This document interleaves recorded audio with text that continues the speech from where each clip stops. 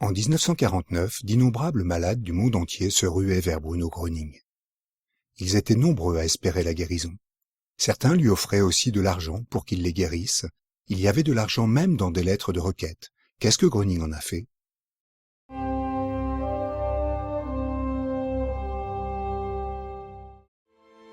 Lorsqu'au printemps 1949, les premiers témoignages de guérison incroyables circulèrent, les critiques craignaient que Gröning ne soit un escroc, un charlatan voulant s'enrichir en exploitant la détresse des malades.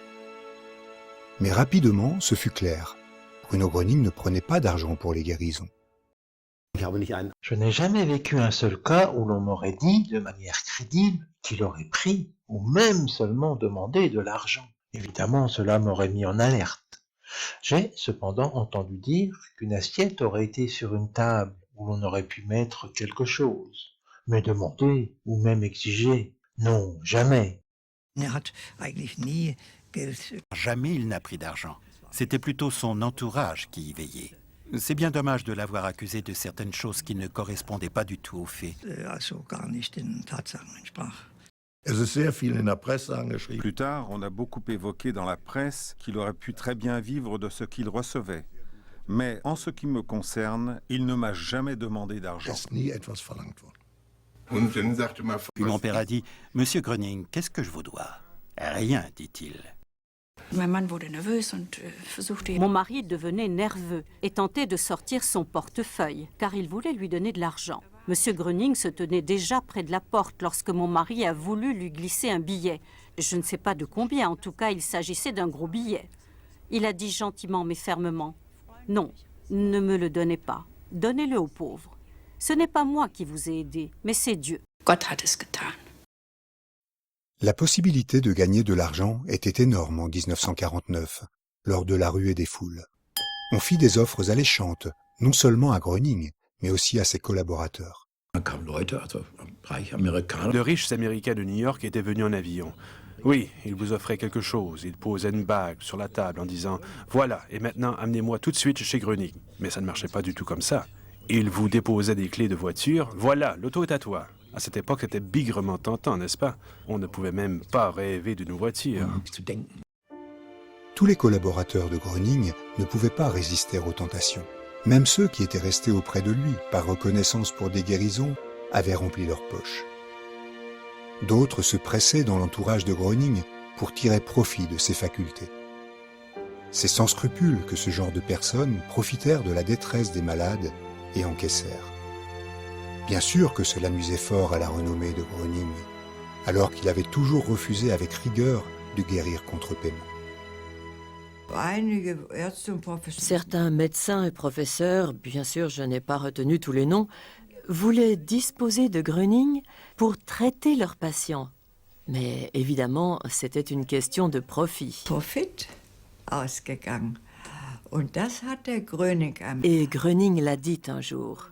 Celui qui a reçu ce don, c'est un don de Dieu, ne doit pas en faire du commerce. À partir du moment où j'accepte de l'argent, ce don disparaît. C'est une loi cosmique. Celui qui réclame de l'argent pour le don que Dieu lui a donné voit sa force diminuer et le don lui est enlevé. Bruno Gröning aurait pu devenir une des personnes les plus riches de son temps, s'il avait vendu la santé et ne s'était occupé que de personnes riches. J'ai cependant l'impression qu'il n'était pas homme à éprouver le besoin d'attirer les gens vers lui et à leur demander de payer, ou bien à s'entourer uniquement de malades riches. Il ne choisissait pas en se disant « Est-ce que je prends celui-ci et pas celui-là ?» En fin de compte, il voulait seulement aider les gens. Depuis 1949, il se consacrait entièrement à sa mission, celle d'aider les malades. Il se déplaçait pour eux, donnait des conférences, fonda des communautés. Pourtant, il n'a jamais pris d'argent pour les guérisons. De quoi vivait-il donc? Il y avait une coupe sur la table parce que tout le monde se demandait comment Bruno Gröning va-t-il faire ses allées et venues. Nous devons au moins participer à ses frais de voyage. Alors la coupe était là pour ça et chacun pouvait y mettre ce qu'il voulait, mais lui n'a jamais rien demandé. Malgré le fait que la situation financière de Bruno Gröning dans les années 50 était tout sauf rose et qu'elle était grevée par divers procès et créances d'anciens collaborateurs, il ne s'est jamais laissé inciter à guérir contre paiement.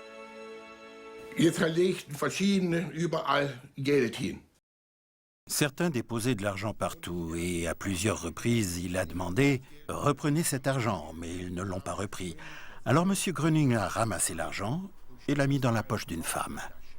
Comme on l'a appris plus tard, il s'agissait d'une veuve de guerre très pauvre. Et elle ne pouvait vraiment pas comprendre qu'une telle chose puisse encore arriver.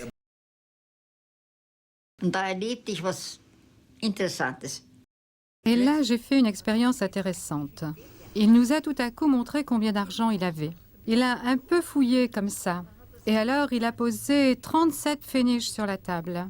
C'était tout son bien. Je ne l'ai jamais vu non plus accepter de l'argent.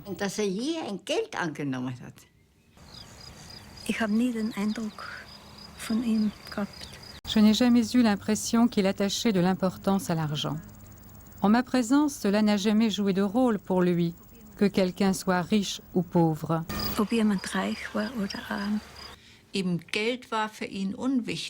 Pour lui, l'argent était insignifiant. Ce qui est le plus important dans la vie de la plupart des gens était sans importance pour lui.